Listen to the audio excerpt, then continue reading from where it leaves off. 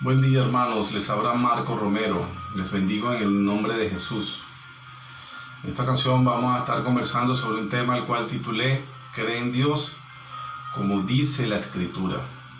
Vamos a orar. Damos gracias, Dios, por otro día más de vida. Damos gracias por tu amor, que muestra ese amor para con nosotros, en que aún siendo pecadores, Cristo murió por nosotros. Murió para perdón de pecados y poder asegurarnos un lugar en la eternidad, una ocasión para poder morar con Él en la eternidad y poder vivir eternamente.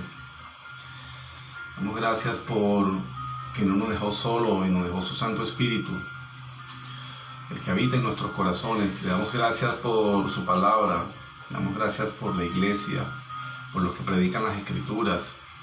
Damos gracias por los ángeles que están a nuestro favor en todo el tiempo y nos llevan en sus manos, dice la palabra.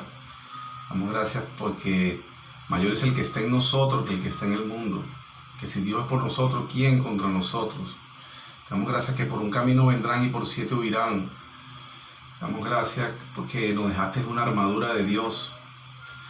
Damos la gloria, Señor, y estamos siendo completamente en todo tiempo agradecidos contigo, porque nos das el privilegio de poder acudir a cada momento a tu trono de gracia, y tú nos escuchas. Echas nuestros pecados en el fondo del mar, no te acuerdas más de ellos. Nos provees, suple todo lo que nosotros necesitemos. Pedimos perdón por toda transgresión, todo incumplimiento de tu palabra, de tus estatutos.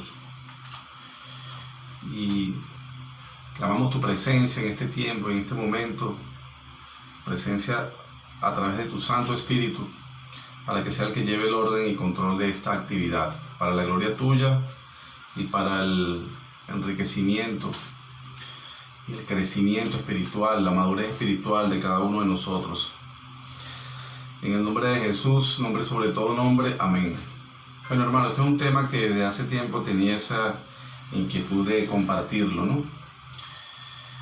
Y está fundamentado en un pasaje que es Juan 7:38, cuando Jesús dijo: "El que cree en mí, como dice la Escritura, de su interior correrán ríos de agua viva". Es importante creer, y es la forma como nos acercamos a Dios, es la forma como nos apoderamos de la gracia.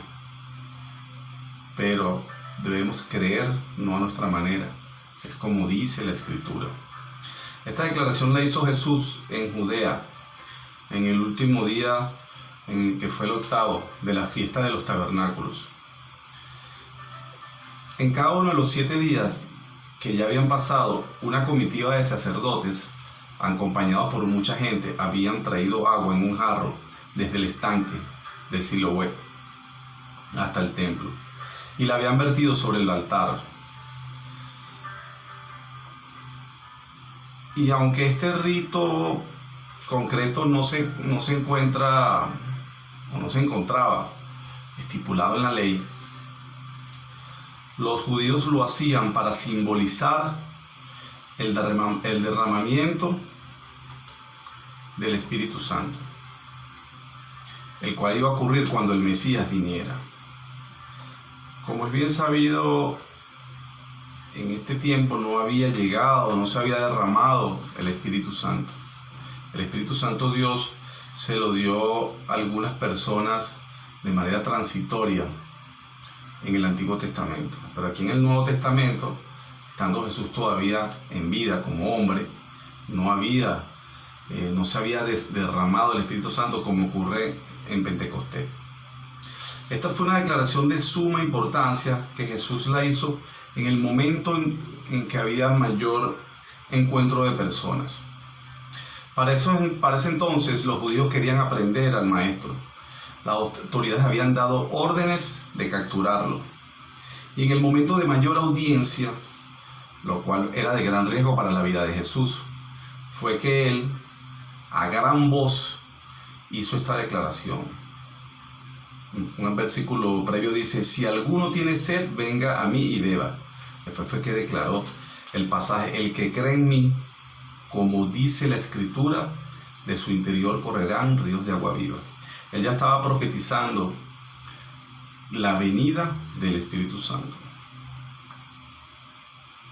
Cuando Jesús dijo, el que tenga sed, venga a mí y beba, lo hizo para representar lo siguiente.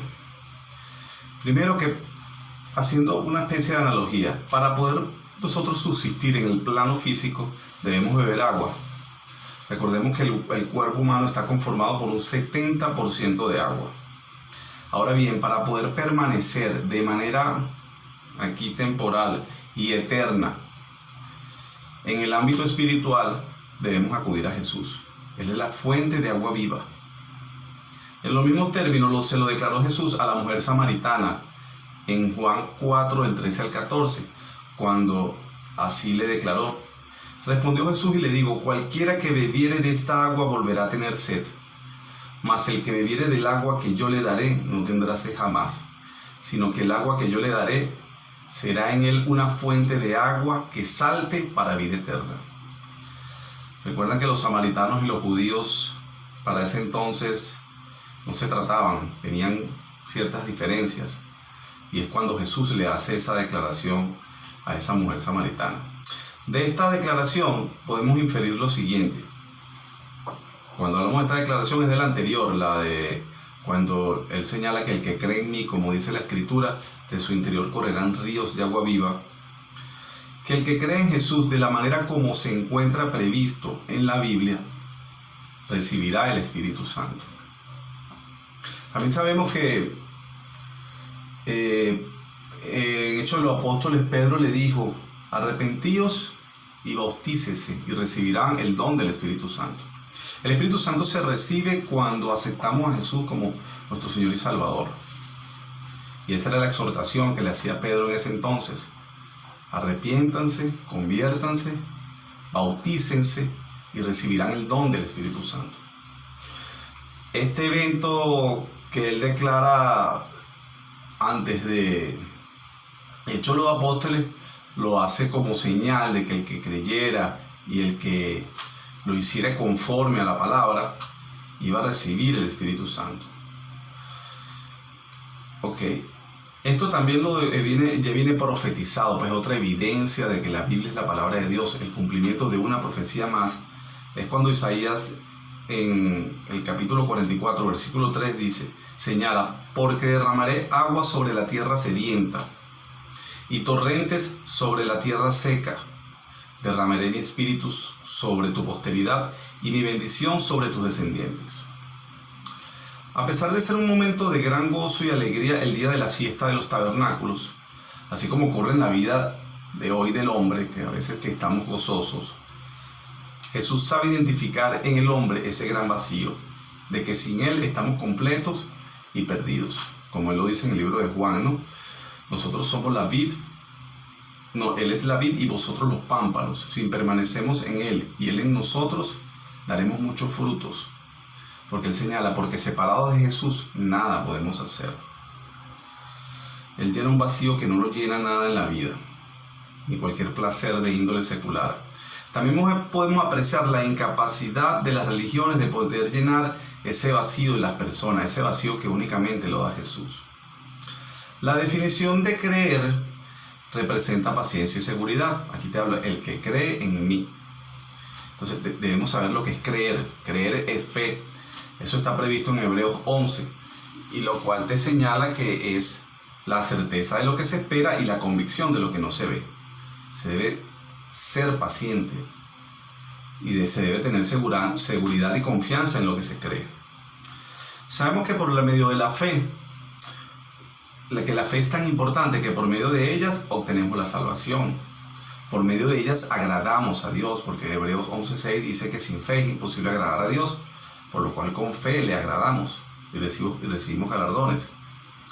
En función de lo que nosotros creamos dependerá nuestro futuro, tanto en el ámbito espiritual como en el ámbito secular. Veamos el siguiente relato. Hace algún tiempo, un hombre me dijo, Moody, la doctrina que usted predica es de lo más absurda. Usted afirma que los hombres solo tienen que creer para que se cambie todo el curso de su existencia. Nadie va a cambiar su vida meramente por creer. Yo le respondí que creía poderle convencer en menos de 2 minutos que el Evangelio decía la verdad, y entonces le dije: entendámonos bien, usted dice que a un hombre no le afecta lo que cree y que ello no ha de cambiar el curso de sus acciones. La persona le dijo: así lo es. Supongamos entonces que un hombre se asomara a esta puerta y nos dijera que la casa se está incendiando. Si usted creyera sus palabras, saltaría por la ventana para poner su vida a salvo. Entonces el otro hombre respondió: no se me había ocurrido pensar de esa manera. Es que las creencias y la fe son la base de la sociedad, del ámbito mercantil, de todos los aspectos de la vida.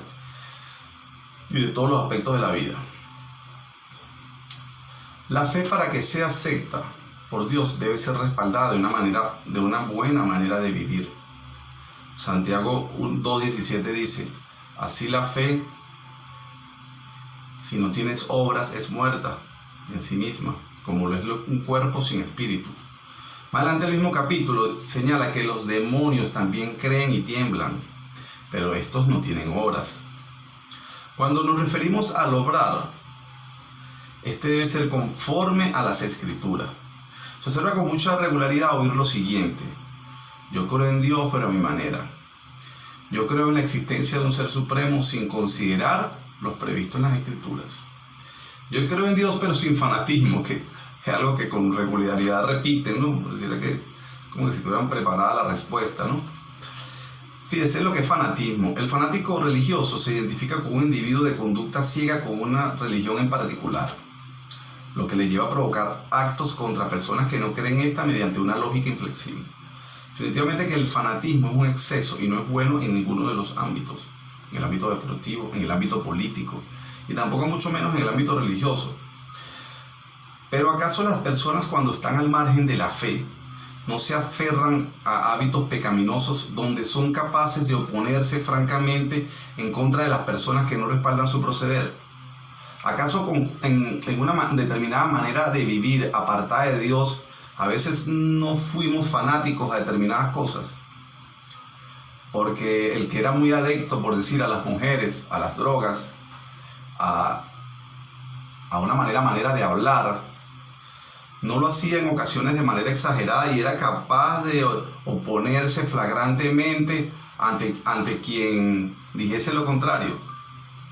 Entonces el hombre habla de un fanatismo religioso, pero resulta que en su buena medida, sin ánimo de ser juicioso, ¿no?, sino es utilizando las palabras que emplean las personas para cuestionar lo espiritual.